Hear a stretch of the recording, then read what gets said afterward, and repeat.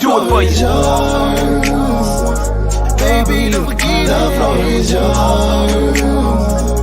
Yeah, baby, got me. The floor is yours. If it come down to the floor is yours. Let me show you how I prove the floor is yours. The floor is yours. The floor is yours. The floor is yours. The floor is yours.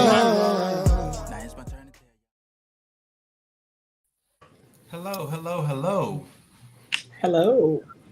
All right, so welcome everyone. Look, we are excited about another episode of Reimagine. And if this is your first time tuning in, first things first, go ahead and hit the share button. Like, what's up? It's going to take you like 1 or 2 seconds of your time that you're tuning in. And we're going to tell you thank you in advance, right? We want you to engage with us on this conversation. So when we think of Reimagine, what are we reimagining? What are we talking about? We are changing the approach to mental health in our community.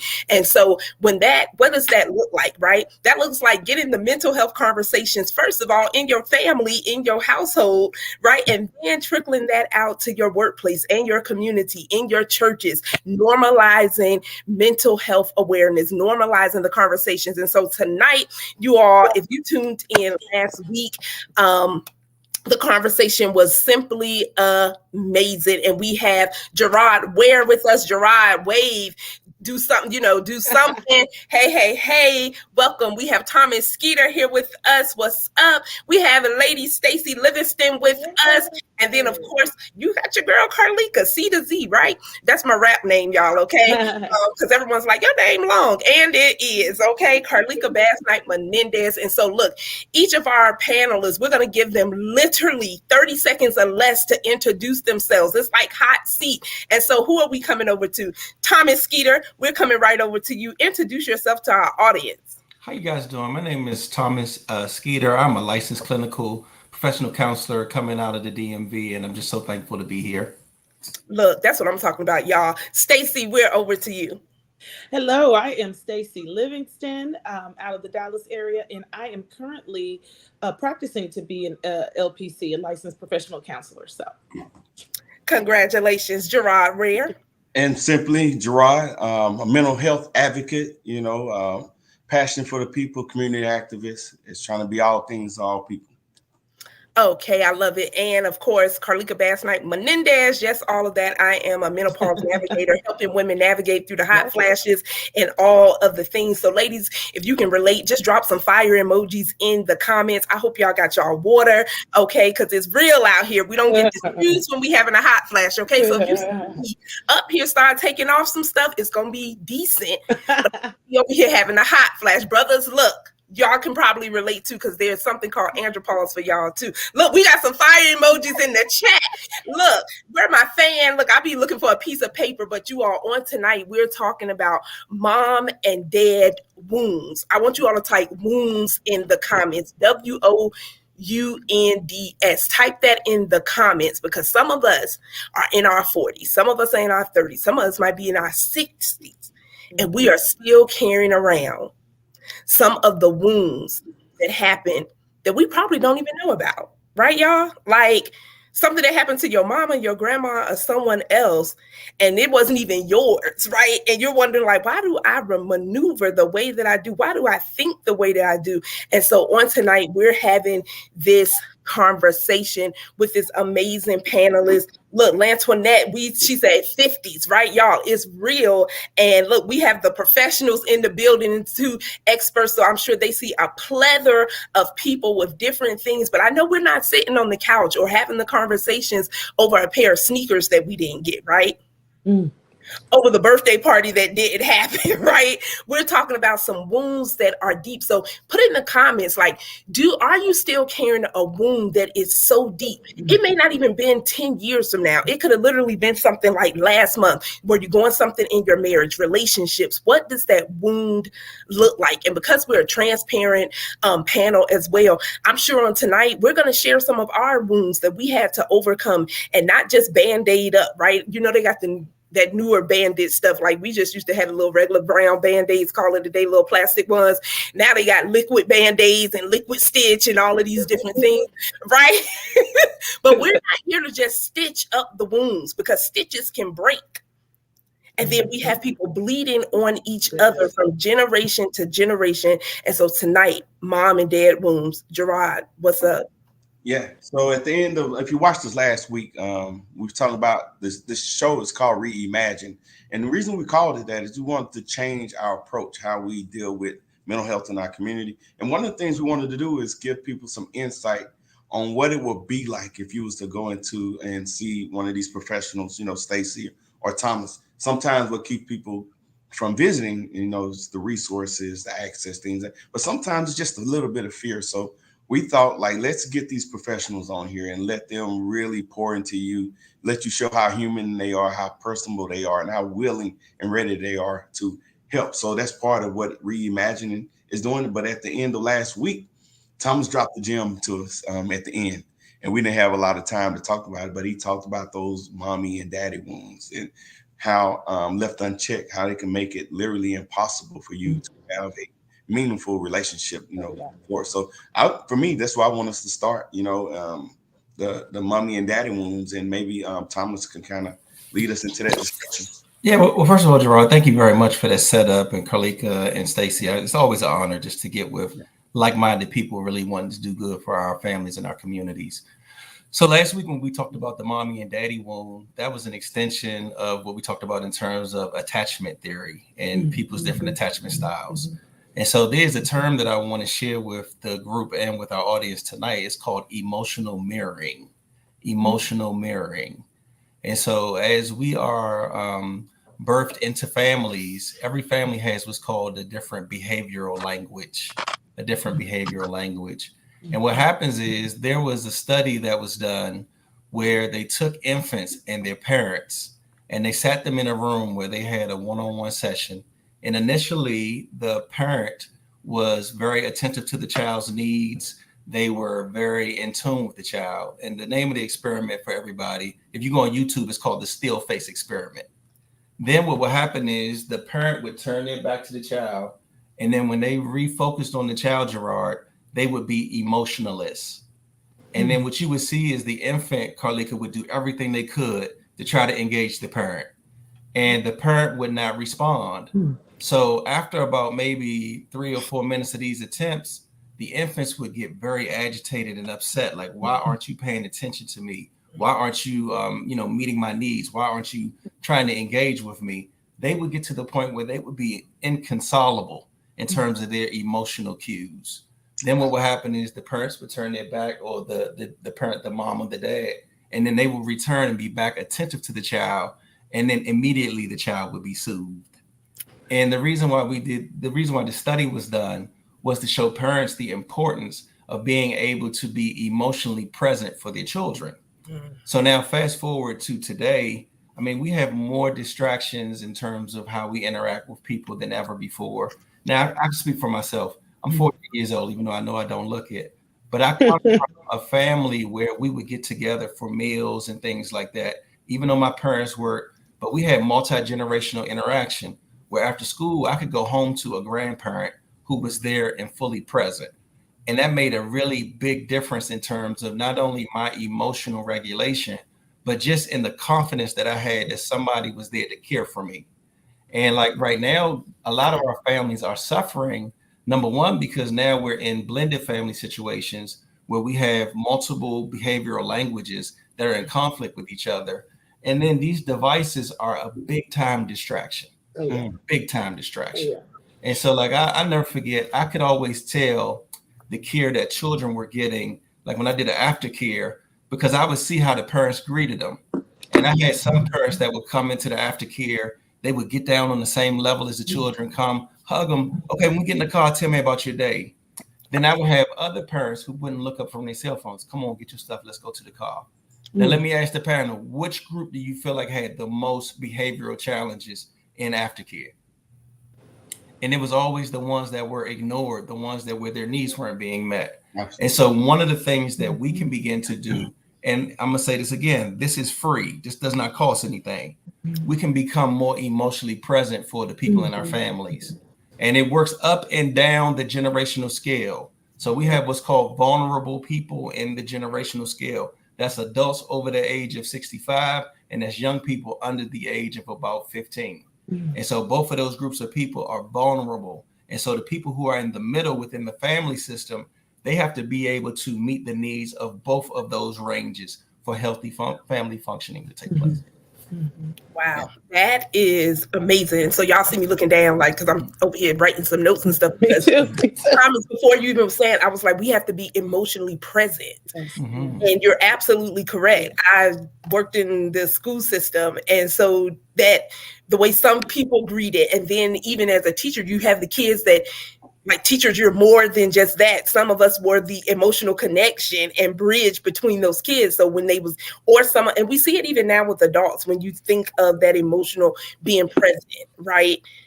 People who didn't have that, even in adulthood, they're still not emotionally present.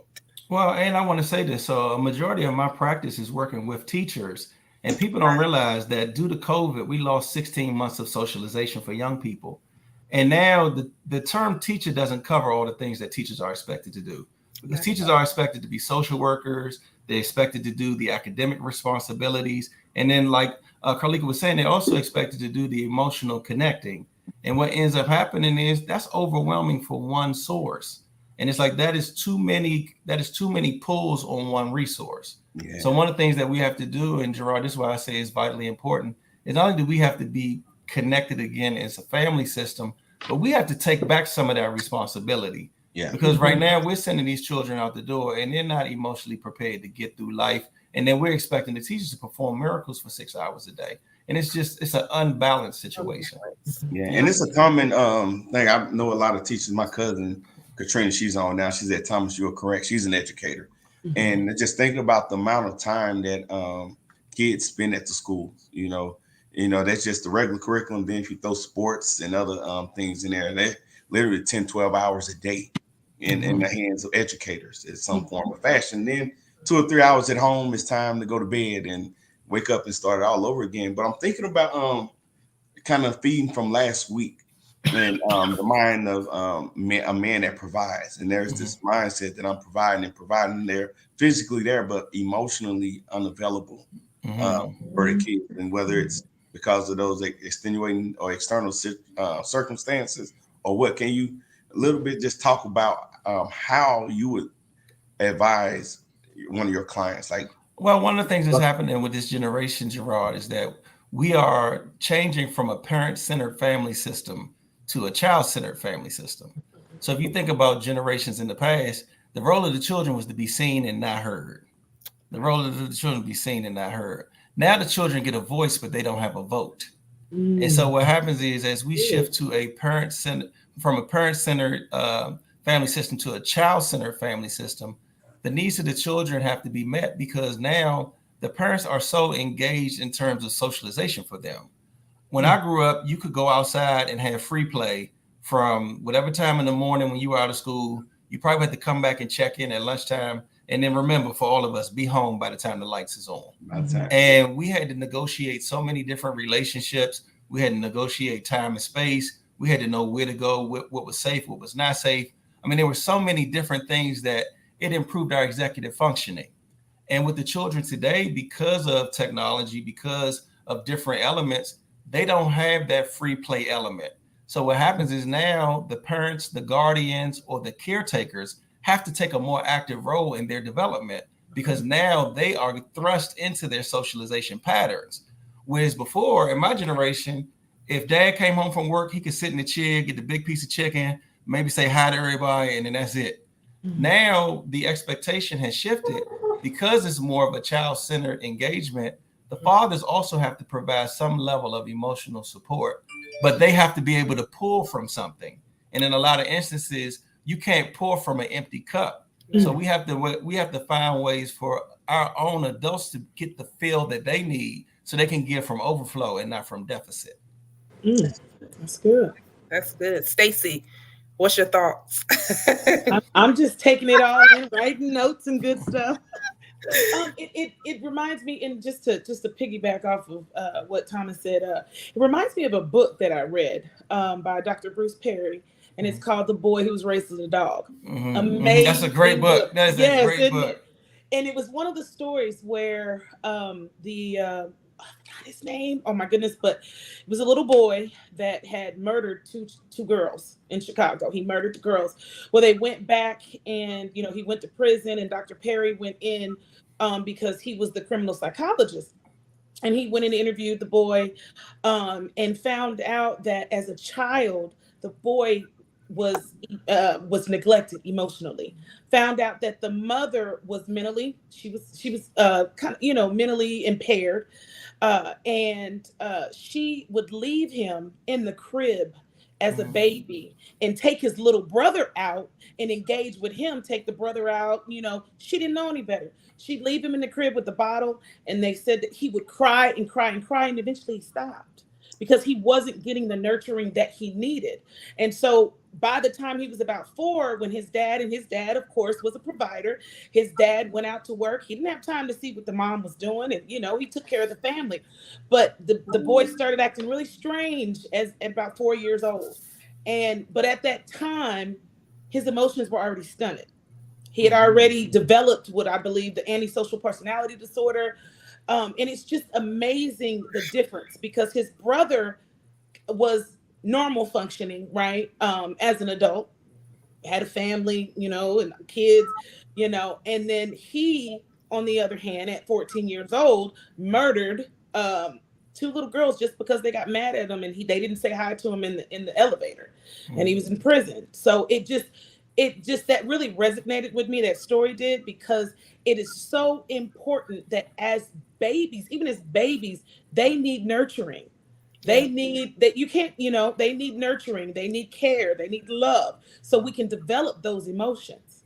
And I love that, Stacy. No, that was a great point. Yeah, because as a mom myself, and we see women who deal with like the postpartum depression, and sometimes wonder why would someone want to kill their baby, or why would someone, you hear the baby screaming and you want to run out the room, and different things, not realizing the levels of postpartum depression, right? And everyone's level of it is not the same. But I remember for myself, I didn't want to kill my child or anything, but there was a moment that I was like, I got to get out this house. Like, I wasn't supposed to drive or anything, but I was like, if I don't get, like, the baby wasn't crying or anything. It was the postpartum depression, something that's not talked about, right? We're reimagining the conversations, changing how we approach mental health in our community, in our families. And this is an aspect of it that we have to be able to recognize the signs. So when you even think about, we're talking about wounds,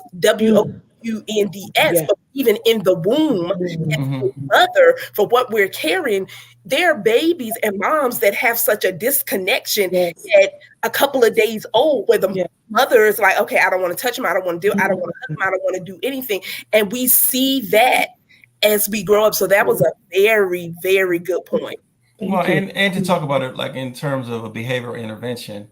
So if I were to have you in session, and let's say that you're going through postpartum depression, which a lot of my patients do, one of the first things that we would look at is what's called the levels of social support. And so here's something for everybody to do for homework. I want you to identify people who provide emotional support, tangible support and informational support.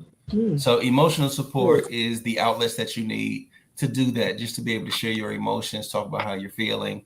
Tangible support is like, no, they dropped off some Chipotle because I didn't have time to cook today, or this is somebody that takes my kid to practice, or this is grandpa that comes by and sits with the kids so I can just go outside and catch my breath. So tangible support. And then informational support, it could be a counselor, it could be a support group, it could be what we're doing right now at Reimagine. It's getting good information that will allow you to be able to gauge like how you're functioning. And so a lot of times what happens is people suffer in isolation. I want y'all to remember, isolation and depression are cousins. They are related. So anywhere you see isolation, you're going to find depression.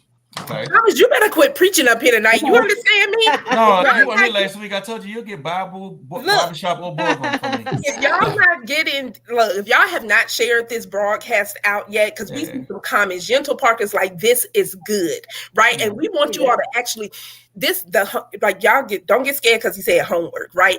But this is life changing. If you're trying to do something different and you want to see some different changes in your family, take these nuggets and take these action steps so that we can bring down this crisis that's happening in our community and our family. So look, Katrina said, look, come on now, Thomas, you better teach us. I teach you. And so this is the thing. I'm clinical, but I'm also spiritual. Yes. And so Jeremiah 29:11 is clear. It says, before you were formed, I knew you. And I had thoughts for you of good and not evil. Yes. So that has to let people know that like the way I was designed was preordained. And then the way that they taught us about the development of the fetus, like they used to tell you that it was the race to the egg to fertilize the egg. But what we really find when we really study is that the egg, the sperm cell that's going to fertilize the egg is predetermined. And the reason why it's a race is to give that sperm cell the momentum that it needs to crash through the barrier of the egg. Wow. So it's really not a race. You really are pre-selected. And so when we understand that we're part of a pre-selection process, then what we have to do is then begin to understand, okay, now what am I plugging into? And so for a lot of us, we're born into families, like I'll give some of my own. I come from a family of workaholics and alcoholics.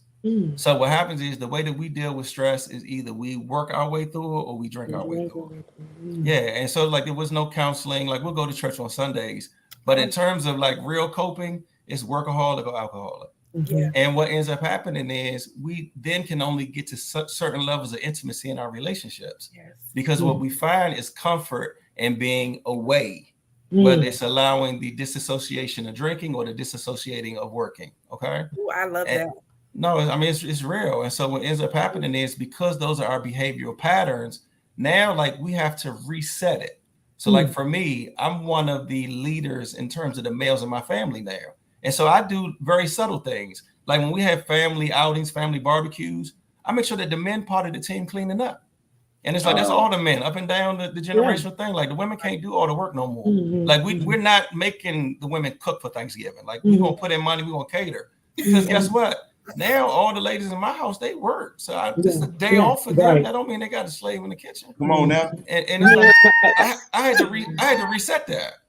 But the thing for me was because I had the ability and I had the access to see what healthy functioning looks like, then I can begin to mimic it. But for a lot of us, we don't see what healthy functioning is. So we don't know how to make it exist in our own lives. And that's where it's like we got to get around more healthy functioning. The comments, I want you all to type recognize and reset.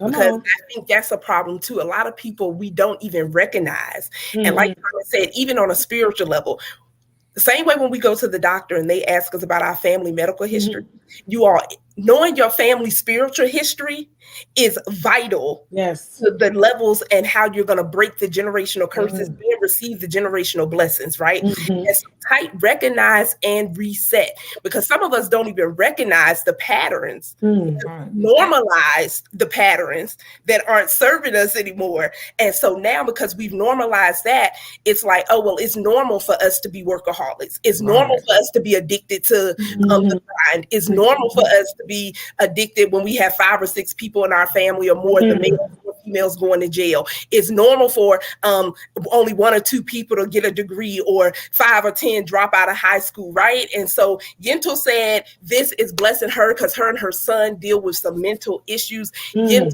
1, we are praying for you. 2, we are happy to have you here, because this is why we're doing what we're doing this month. And you all, who knows, it may even continue, because this, like Thomas said, this is real. Yeah, it's real. I mean, the word is clear. It says, the battles that we face is not flesh and blood, but it's spirit and principalities, right? Right. So like in a lot of instances, we've been battling strongholds, but we've been using the wrong weapons in terms of being able to face some of these battles. Yeah. And so one of the things is, like, you think about Saul and David, like Saul was trying to give him his armor, but that wasn't necessary for him to fight that battle. And if you think about it, what David did is he looked at God's track record and said, he helped me defeat the bear and the lion. This uncircumcised Philistine will stand a chance.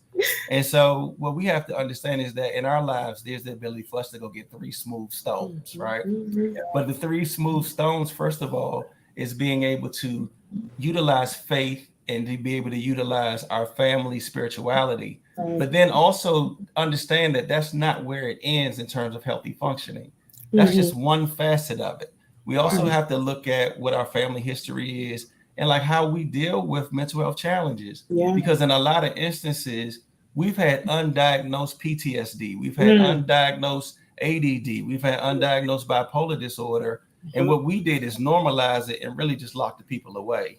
That we just gonna drop off a plate for cousin Earl or what have you. And I realized that no, we have to be able to help them socialize. I mean, a big thing with bipolar disorder is healthy socialization.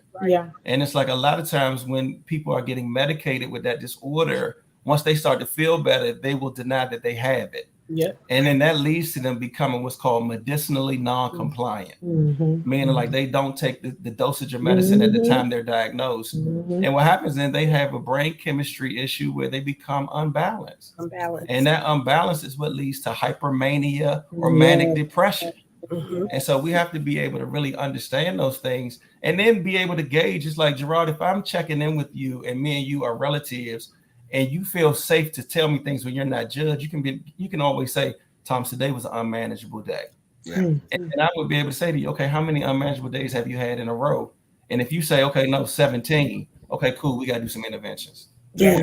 How can we help you?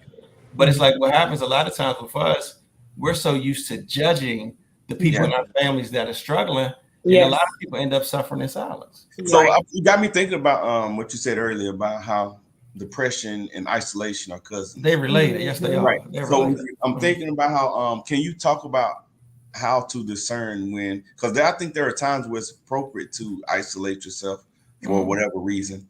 How would you advise people to know when to and when not to? That's a wonderful question. So here's what I want everybody to do. Here's another homework. I want you to develop some touch points. And so, like, for instance, in my family, we have a family chat. And it's like 23 of us on the family chat. And like my mother, every morning she sends out a prayer. People will put the amen hands up. They'll do whatever. But what happens is that's the touch point for everybody. And so I'll never forget when my mom, she had a small scale stroke about 3 years ago. This was right before COVID hit. And my uncle said, man, hey, I stopped by the house and her speech was slurred. And when I asked her to go to the doctor, she said, no, but you should call her today. And so I called her. I heard her voice immediately slurred. And I said, meet me at the hospital. I'm coming to get you. We're going to the emergency room. And that saved her life. And it was just a touch point.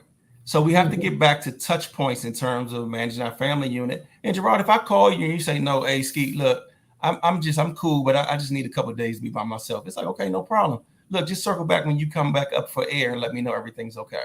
I mean, that's a 5-second conversation. But what happens is a lot of times, and I said this last week, we don't inspect what we expect. And we have to inspect what we expect. And if we help, if we're able to develop it, and I saw what the lady said about some families don't have safety zones. Well, then that's when we have to be able to construct a village that doesn't just exist with our blood family members. We got to get back to that. I mean, because think about it. Like when I grew up, I knew all my neighbors. Right. Now you go into the garage, you don't know half the people living with you. No, right. Yeah. And you don't even try to get really. We don't have a village. We really don't have the village like we used to. Even I take time to do wellness checks. And it may even be someone who's, like you said, that community of someone who's not your blood, right? And then when we're paying attention, because we can see it's not all the time what people are saying, right? It's the nonverbals as well. That's what they're not saying. That's right. Well, right, in the workplace or anywhere. And I want to give everybody a new definition of family. So the new definition of family is a group of people who have agreed to love and be present for one another. Okay. Good. It's a group of people who have agreed to love and be present for one another. Notice I didn't say that it was something that was connected by blood, by proximity. It's a group of people that have agreed to love and be present for one another. And we're living now in a time where we're having more and more blended families. Yes. Because I mean, divorce is at an all-time high. People who are having children outside the bubble of marriage is higher than it's ever been. So we're going to be connected sometimes to people that we're not related to. But that doesn't mean that we still can't consider them family. Right. So we have to be able to reshape and reimagine this new definition of family. And then, like any other relationship, we have to set healthy standards and boundaries. Yes. Okay, so let's just, because you all, if this has been good to you all so far, drop something in the comments, like your favorite emoji. Look, we want to hear from you. Like, drop your nugget of the moment right now, okay? Because if you're doing other things, you should have been stopped by now, because you should be all in. You should be in the moment, right? And so if you're driving, don't be texting and all of that. You can be and go back, catch the replay. You should have your notebook out and everything, because the tips that you can take away and use right now. And so tonight we're talking about mom and dad wounds, right? What are those wounds? How can we have the conversations? How can we create those safe zones? How can we reimagine the definition? Thomas just gave us an amazing definition of family, right? And then he even shared some tips that their family is using. So one, create a chat, hop on a Zoom every weekend, once a week, or every month, or whatever that looks like. Because some of us on Zoom all the time anyway, you on social media all the time anyway, right? But having those wellness checks. So type something in the comments that you're like, I'm gonna implement this starting like tonight, this week, because we want you all to take action. So when we're thinking even of family, and I love the definition that Thomas gave, how do we apologize, right? Well, so here's the for thing. The wounds, if it's from a mom, or it could be from someone else or a dad. What does that look like? Okay, so the pathway to healing first starts with being able to identify the triggers. So the formal definition of a trigger is a person, place, event, or feeling that leads to a behavioral outcome. And so we can have positive triggers or negative triggers. So like, I'll give you an example. Anytime I hear the bells of like an ice cream truck, all I'm saying, Thomas, what you getting from the ice cream truck, okay? What you getting? I mean, I would get either a bomb pop or like, chili cheese Fritos. It depends on the weather. But at the end of the day, that's a positive trigger, because it takes me back to a happy place. Right. But then I've had people in treatment who told me, no, Thomas, a McDonald's bathroom is a trigger for me, because that's where I would OD when I was using heroin. And so we have to understand that people have negative and positive triggers. So as we're working towards healing, then we have to understand that. And then for a lot of people, betrayal is present in the family system. And I mean, if you think about it, like, no Jesus, no Judas, right? So we saw betrayal in the Bible, but there are 3 responses to betrayal. It's reconciliation, retaliation, or separation. Reconciliation, retaliation, or separation. Now, for the believer, retaliation is off the table, because God said vengeance belongs to him. So that gives us two choices. We can either reconcile or we can separate. For a lot of people, they tend to want to reconcile with people who want to separate from them. So as we're beginning to manage our family systems and look for those people who are going to be intentional about being connected, I need to know, like, you want to be connected to me on that. And it's like relationships without reciprocation always lead to toxicity. Relationships without reciprocation always lead to toxicity. If I'm always the one that's giving, Stacy, at a certain point, like the laws of depositing and withdrawing are going to come into place, and I'm going to be empty. So we have to have some reciprocation. But a lot of times what happens because of attachment, and this gets back to that, if I have anxious attachment, I'm going to try to fix everybody. I'm going to try to overperform so I can be seen, heard, and then recognized. And a lot of times people will unknowingly use that against you. And that's why in the family system, we have over-functioning members, functioning members, and under-functioning. And the goal is to have everybody operating at a functioning level, not over or under.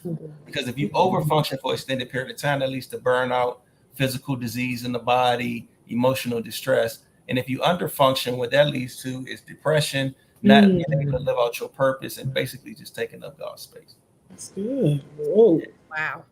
Come on here with the nuggets. Okay. I'm telling you, like, I love the reconciliation, separation, retaliation. Like you said, for believers, retaliation, I'm going to say should not be an option, okay? Y'all, we got to grow to that level, some of us, right? Right? Yes. But when you do get to that level, there's so much more peace. There's so much more joy. And, like, there's so much power in forgiveness. It is. So, like, it's not easy sometimes to get to the position when we can forgive. But there is amazing things that happen when we say, okay, even though this person did me wrong, I'm going to release them. Yes. I'm going to release them. And like a lot of times I'll see it. That's good. I see it in session where people have held people hostage for years. Yes. I mean, years. Yes. But it's like unforgiveness is like when you pour a cup of poison, but then you drink it.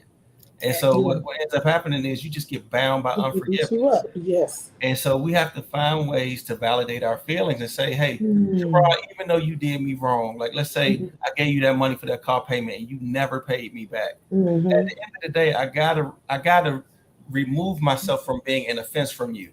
Now that forgiveness does not equal restoration. Right. It does not mean that the relationship needs to be restored. But by forgiving you, I release me from the obligation of having to be present with you. And I think that's a big issue is people understanding what forgiveness look like. You know, some people think like if I forgive you, it's almost an excuse for you to, you know, hurt me again. But you know, it's to your point, it's not that right there. Forgiveness doesn't mean restoration. Because what ends up happening is we have to make sure that people qualify to be at certain levels. So if we were to do a relationship constellation, Carlika, we will have confidants, we will have comrades, and we will have constituents. So confidants, that's where we get the word confidential from. Those are the people in our inner circle that I can share my innermost secrets with. Right. Those are people that I can trust, like this not gonna stab me in the back. Then if I go from confidants to comrades are friends, and those are people that care about me, but I can't trust them with the same information that I would trust with a confidant. And then the last one is constituents. Constituents are people that they with you as long as everything you doing benefits them. But the minute you do something that don't benefit them, they remove their support from you and give it to somebody else. And one of the problems that we have in families is that sometimes we give confidential access to constituents. And then we get upset when we get burnt by that. So we have to be able to identify what our inner circle should be. And I always tell people 4 quarters is always better than 100 pennies. So I would want to have a small inner circle that then I could be vulnerable with. And then I got to branch myself outwardly that way. And for a lot of people, we don't always have that insight because we're starving for connection. And what ends up happening is, you know, like if you give me a little, like let's say I have a daddy wound and I'm a female, and then I meet good old Jeffrey out here in the street, and Jeffrey give me just enough attention. Then I'll look past all them I'll be colorblind to them red flags because I just got the attention. But what ends up happening is then I give him confidential access to something that really he should only be at a constituents level. And I mean, if you think about it, this is demonstrated before us with the federal government. Everybody don't walk around with a top secret clearance. And it's like, you know, we can't give these clearances for confidentiality to just anybody. People have to be vetted. You're talking about having to reset your thinking, though, when your friends, you know, the people that are closest to you, you tend to trust them. But what's the issue with that? With well, this is the thing. I take a good enemy over a weak friend any day. What you said? Because like a good enemy, at least I'm prepared for the throwdown. Come on, you know what's going on.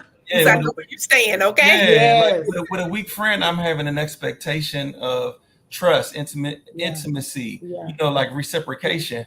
And a lot of times people they not for you, they're with you. So you got to be able to identify the difference, and only you can do that. And it's not a matter of them loving you because they might love you, care about you deeply, I'll say. Well, love is a verb. No, love is a verb. That's not true. If you love me, that means that you're willing to sacrifice for me, even when it's uncomfortable for you. I guess I'm thinking about if it's an immature person that hasn't developed in the way, say if they're emotionally immature, and they're triggered by something that you're going through, and they could think that they're helping you, well, but it's up to you to set a boundary then. Yeah. Okay, that's It's up to you good. to set a boundary. Because like for me, like I got plenty of people that I love, like I'm crazy about them, but I can't have them know all my business. Right. That ain't gonna work. They use that against me, and the pressure is on. Right. Right. You have to be able to Look, discern. you're not getting ready to tap back. Right. That ain't Come on, good. discernment. That's where that discernment comes into. Exactly. Yeah, that discernment. Yeah.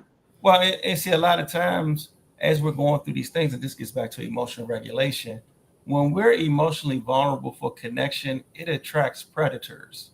It attracts predators. So one of the things that I work with my patients is first to develop a healthy level of self-love. Yes. Because like if I can understand God's love, and so there's 3 types of love that we look at, right? There is philos, that's where we get the word Philadelphia from, that's brotherly love. Then there's eros, that's where we get the word eroticism, that's romantic love. Then there's agape, and that's that godly love, that's Jesus down on the cross for us. And so we have to be able to discern the type of love that we need to exchange with people depending upon what they bring to the table and how we want to exchange with them. That's good. That's good. That's good. I'm just thinking as you wrap that up. Well, I'll let Kalika go. I think she had something before we switch topics. Well, no, let's hear from Stacy. Like, Stacy, anything you want to share, experience, anything, just share your thoughts. So as Thomas was Look, Stacy, out here with Pastor Thomas, okay? Right. The Rev. Oh. I thought about forgiveness, right? And I thought about how I was jotting the little notes down a little earlier. And I thought about forgiveness and what we talked about forgiveness, and I thought about the word and how Matthew 6:14 says, if you forgive others' transgressions, your heavenly Father will forgive you. And then I thought about Matthew 18:22, where Peter asked Jesus, how many times is it how many times do I forgive my brother? 7 times 70 a day. Yeah, come on. Infinite. Yeah, come on. That to me can be very hard, but when I think about how God loves me and how he forgives me, because I know I can be raggedy. I can be raggedy, but he forgives me, and what you said, look, my nugget I done wrote down. Forgiveness does not mean restoration. That was powerful to me, because in my growing within the last couple of years, I've had friends that I thought were confidants, but they actually were constituents. Okay, and they were constituents for years. And you know me, I've been friends with them since high school, so I got to ride with them. I have to ride with them. Well, a couple of years ago, I began to pray, and I was like, Lord, you know what? I need you to change my circle. I need you to put people that are going to pour into me, people that we can go to the next level with. I need you to do that. Yeah. And when I tell you that when he showed me who the constituents were and he moved them, I was really shocked. Like, wow, like I thought they was my doc. You know what I'm saying? My ace boons. I thought that's what it was. But I will tell you that how I knew it was the Lord, because it was such a clean break for me. There was forgiveness. It was a forgiveness for me. I don't have to deal with you, but I still love you. But we're different in different seasons. Well, and it gets back to what you're talking about, like length of relationship does not determine strength of relationship. Yeah. And so even in our family systems, there are times when we're connected to people who we're related to, that they're negative triggers for us. So like I'll never forget, I was doing some clinical work out here in Maryland at a crisis center. And the lady said that her mother's voice was a trigger for her. So she was in treatment, but every time the mother would call, it would send her over the top. And she was like, because the mother had been so critical of her whole life, that whenever she would hear her voice, it would just bring up those feelings of not being good enough. And so it's like, that's also where now we have to also reprogram our internal dialogue to know that, man, we're not just good enough. We're more than enough. Absolutely. And like for some people, like it's hard for them to look in the mirror and see that, because as we get back to the emotional mirroring, nobody had shown them that before. Yeah. And so another homework for everybody is I would love for people to look at themselves the way God looks at them. And it's like, if we could just begin to shift that personal view, what will happen is the way that we would engage with one another would shift. because then we would be able to enter into relationships realizing that I don't need you to complete me. I don't need you to complete me. I'm already complete. God already created me with everything that I need in order to live. But now I need to be able to be with a person who compliments me. There's a big difference between completing me and complimenting me. Yes. And that goes on both genders. Yes. So I'm thinking about as you're talking, the difference between acknowledgement versus validation. I think what some people want is to be validated, which I don't think that it's always necessarily a bad thing. No, but if you're depending on people to validate you, like what's the problem? Well, this is the thing. Real empowerment comes from internal validation. So, like, you can't tell me I'm good. I already know that. I already know that, baby. You can't tell me. You can't tell me that. Because there's a line of people out here that tell you I'm not worth a pill of beans, but I don't believe them. They lie from the pit of hell. But at the end of the day, like, my internal validation is what empowers me. Because you got to think, if I allow external validation to empower me, we saw this with the example of Jesus. 1 minute it was Hosanna, a couple of days later it was crucify that sucker. So we cannot allow external validation to be the final voice, because you have to understand that as we get back to constituents, comrades, and confidants, man, people's opinions are you going to shift. And if you allow the view of you to be tethered to something external, you'll always be controlled by it. So we have to be very conscious of internal validation. Internal validation.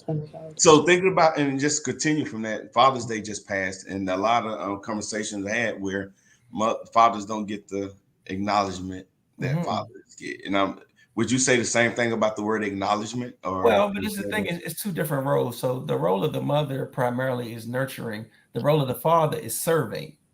So sometimes what happens is we can be in a position of service and not have people that understand that honor is attached to service. So just like how you talked about isolation and depression are cousins, honor and service are related.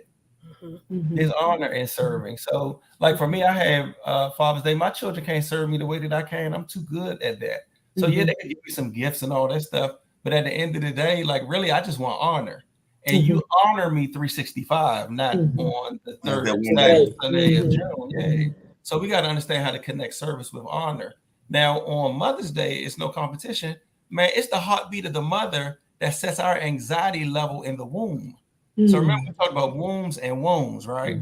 So in the womb, the heartbeat of the mother is the thing that lets us know what's going on in the world around us, because we can't see outside her stomach. And so what ends up happening is, even when we break the umbilical cord, it's still the heartbeat of the mother that calms us down.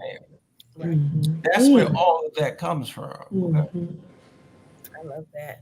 I love it. Yes. Look, if you have not shared this broadcast yet, go ahead and share. The share button. It's going to take you like 1 to 2 seconds, because this is rich conversation. This is needed conversation. It's not a one-time conversation. This is an ongoing thing, because our mental health matters. Our mental health is real in the family, in our communities. And the stronger we can build in the families and rebuild and restructure and reimagine how we can have these conversations and take action, because we don't just want to hear, like, y'all, some people have been talking long enough, right? It's time to really take action, because like Thomas said, and Stacy and Gerard, people are literally isolating themselves and dying because they're like, they have to be silent. They don't have a voice. They don't know who to talk to, know who to trust. But guess what? Today is a new day. It's a new opportunity to reimagine. And we're not just talking about this euphoric world that we're trying to create in our head, right? We're talking about taking actionable steps. Yes. No, and so here's my homework and my party shot today. Remember last week I said everybody be kind. Now your homework this week is I want everybody to recruit and connect with your inner circle. So I want you to determine who your inner circle is. This is your confidants. I want you to recruit them, and I want you to reach out to them. And then I want you to be intentional and say, hey, I'm touching base with you. You're my inner circle. I'm working on my mental health hygiene, and here's some issues I'm dealing with. That's good. Then here's some things that I need for you to pray for me with. Because the thing is, when one or more, they say when two or more come before the Lord, I mean, think about that. And so what we got to do is we got to recruit our inner circle. And then I want you to reach out to them so we can start establishing these touch points. And this is not a one-time thing. I want you to tell them, hey, I'm gonna touch base with you guys at least once a week. And it could be via text, it could be a FaceTime, it could be a telephone call. but recruit your inner circle. And the reason why is because we have to begin to establish healthy levels of support, because the way that we heal is by having positive energy being exchanged. Okay. Wow. So you all, this has been good to you. I just want you all to drop some fire emojis in the chat. Drop it in the chat. And then you definitely want to tune. If you enjoyed last week, this week, you want to tune in next week. Okay. You don't want to miss any of this. And you look, go back, listen to the replay. And then look, share this broadcast with take the link, copy and paste, and share it with the top 5 people in your phone, right? That may be whoever that is in your contact list. Share that with them. And so, Stacy, really quickly, you all, because we respect your time and different things, right? We're getting ready to wrap it up, but we want to hear from each panelist. Just share some quick thoughts with everyone, and then one quick way that they can connect with you as well. Y'all back in the hot seat. 30 seconds or less. Stacy. Well, just real quick, I wanted to just say, when you said recruit your inner circle, that really resonated with me. Because and like you said, the positive energy promotes healing. This is what we need, because we all go through situational depression. We all go through, some people unfortunately go through, depression all the time. It's an ongoing thing. So instead of isolating, I just encourage you to connect with those confidants, connect with those people that will give you positive energy and positive vibes, so it can promote that healing. Yeah. I love it. And Stacy, one way people can connect with you. Well, for me, they can, what you talking about, like as far as my friends or social media, social media. I'm on social media as Stacy Livingston. So right now, of course, I don't have my LPC license just yet. Working on that LPCA, but I can be there to just be a positive voice. So I love it. Stacy Livingston on Facebook. And look, we already saying congratulations to you. Thank you. That's right. Congratulations. Yes. Give me a couple months. Look, we're excited for you. Because a lot of people are even saying, representation matters, right? Yeah. So that's a whole other topic. But we're saying congratulations to you. I appreciate it. Thank you. Pastor Thomas. Okay, well, first of all, I really appreciate every week being in this forum. I mean, you guys are doing amazing work just to raise the awareness. So I'm just so thankful to be able to share this information. If people want to get in contact with me, I have my own practice. My website is www.milestonesmhllc.com. So that's milestones. The MH is for mental health, LLC.com. I have a contact form that you can utilize to be able to access me. I'm committed to my community. My purpose God gave me was to help rebuild the family through mental health support and awareness. So, I mean, I'm here every week. If you can't see me on the website, just come back and see me on Tuesdays at 7. And there's infinite topics that we can talk about in terms of restoring healthy functioning. I love it. Mr. Ware. Yeah, before I get my nuggets, it's hard to follow a guy like Thomas, but with that being said, right. People are asking me, Thomas, can you help people out of state? Okay, so no, I'm not licensed outside of state, but I could definitely help you find referrals. Right. So there are a number of different places that you can go to find help. One of them is Black Men's Therapy is one, but I have a number of different colleagues all over the country. So even if you are in different jurisdictions, reach out anyway, and I'll help you find the right support. Yeah. Okay. So my quick thought, the word intentionality. He gave a lot of good nuggets, and we got to be intentional with our growth. Just like I wake up in the morning, I know I got a routine that I got to get in before I go to work. And that's how intentional we have to be with our growth. If not, man, we're just going to be stuck. Some people on there watch, they got some good information. Unfortunately, they're going to go back to doing what they've been doing, and I'm just encouraging everybody to be intentional with your growth. I love that. And so you all, so many amazing takeaways. I'm an action girl, so I just want you to take action, right? You're not going to do all of the things at one time, but tonight choose something that you can do and start implementing and being consistent, because we've been consistent in some area. We've been consistent not having the conversations. We've been consistent normalizing pain, hurt, and defeat, and all of these different and normalizing trauma in our house. We've been consistent in some form or fashion, but you have a new opportunity, right? You have another opportunity to forgive.